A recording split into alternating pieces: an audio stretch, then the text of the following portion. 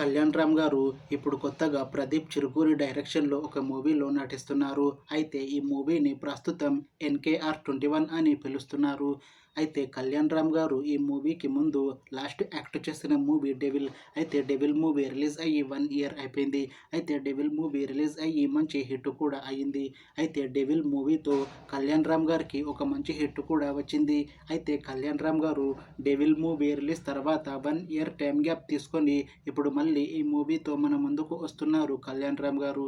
చూడాలి కళ్యాణ్ రామ్ గారికి ఈ మూవీతో కూడా ఒక మంచి హిట్ వస్తుందా లేదా అనేది మనం ఈ మూవీ రిలీజ్ అయ్యాక చూడాలి.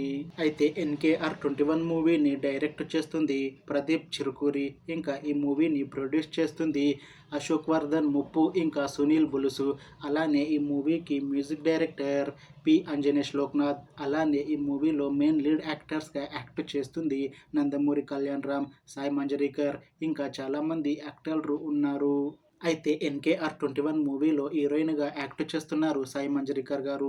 అయితే సాయి మంజరేకర్ గారు ఈ మూవీకి ముందు లాస్ట్ యాక్ట్ చేసిన మూవీ స్కంద. అయితే స్కంద మూవీ రిలీజ్ అయ్యి 1 ఇయర్ అయిపోయింది.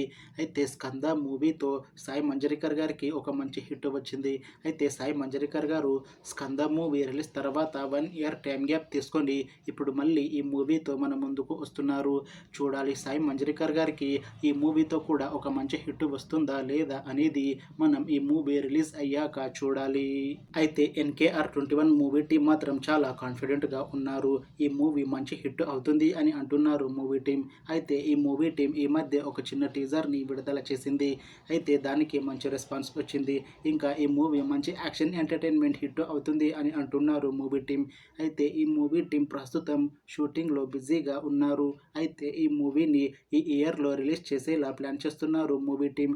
చూడాలి NKR21 మూవీ రిలీజ్ అయ్యాక మంచి హిట్ అవుతుందా లేదా అనేది.